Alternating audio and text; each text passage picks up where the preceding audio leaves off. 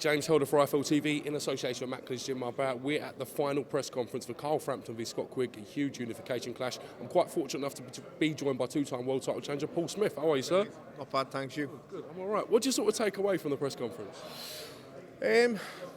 Listen, we all know about Quigg and Frampton. We know Carl's supposed to be the educated and intelligent and bright lad, but he bit a bit there, and it wasn't good to see from a Frampton's fans' point of view and from a Quigg fans' point of view. It was good to see from Scott, but I think all this at the end of the day goes out the window once the bell goes, and it's all down to your boxing ability, your boxing brain. I know that, Carl I know that, Scott I know that. At the end of the day, it's all about how good they fight, how fit and strong, and how mentally and tactically prepared they are.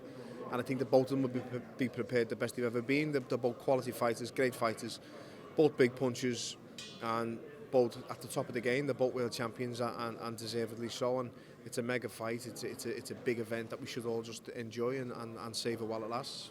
You've been fortunate enough to be around Scott Quigg for the build-up to this. How do you think he's handling this pressure in terms of where you've seen him before in build-ups to big fights?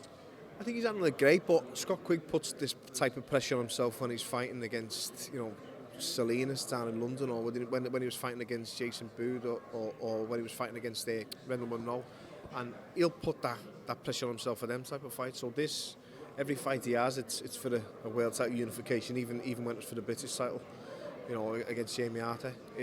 He puts that type of pressure on himself because it's the level he needs to be at to train, to live.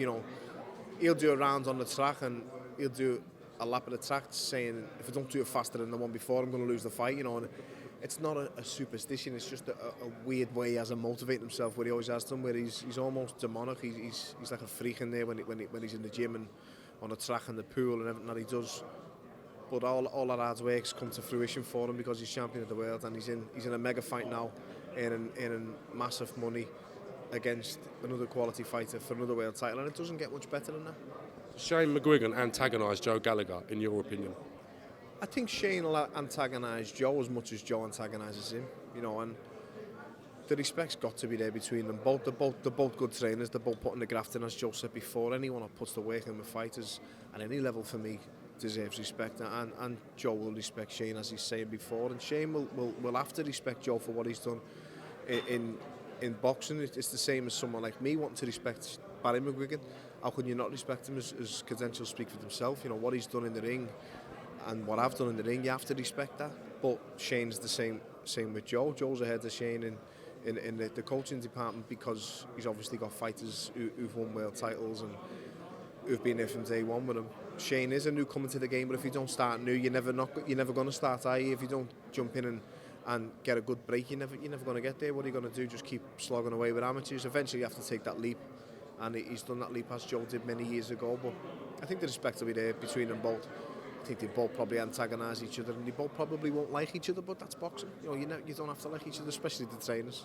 I'm going to put you on the spot here. Who do you see being victorious on Saturday, and how do you see the method of victory coming? I don't think the fight's going the distance. I've said that from day one, before it was even made. I've said it for years now. I think they're both huge punchers. I know Quigg hits freakishly hard. He's a massive puncher. Quigg spars with the likes of Crowley, Cardle, Stephen Smith, my brother in the gym. Bigger lads, Natalie Everett lads, and they tell me how hard he hits. That's not Scott. I've sparred Scott myself. I've done a tech spar with him about 2.5 years ago, and I remember feeling he could punch for his size and his weight, but he's a massive puncher, as is Carl Frampton.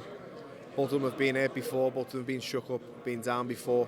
That's boxing, it happens. They haven't got bad chins, but this is the elite level, this is the top level, and them two fighters are at that level and pushed on the spot. It's the same decision as I've said since the fight was made, and I'm backing Quigg to win. I think he'll win. I think he'll win by a stoppage or by a knockout, and I can't see the fight going a distance either way. I think they're both massive punches.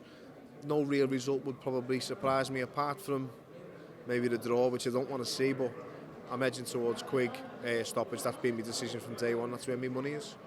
Paul Smith, I can't thank you enough for giving me some of your time today, sir. It's great to catch you, mate, and I'll see you again real soon. Mate. Thanks, James. Cheers. Thanks.